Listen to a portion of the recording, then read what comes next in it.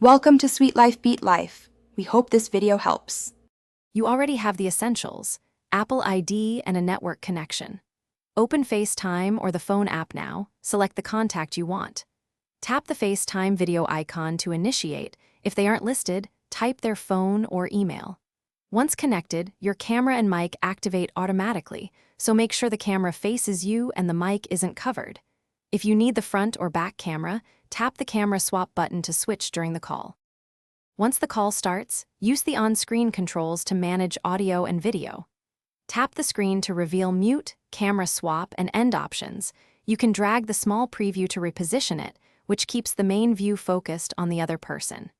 If you want to add someone, tap the plus icon to invite more people and build a group FaceTime. This creates a gallery layout automatically. Make sure you have enough bandwidth. Switch to Wi-Fi if your video is choppy for a smoother picture.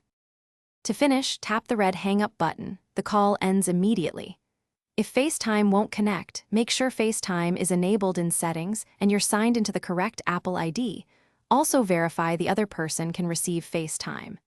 Network trouble often causes failure. Switch between Wi-Fi and cellular or move to a stronger signal.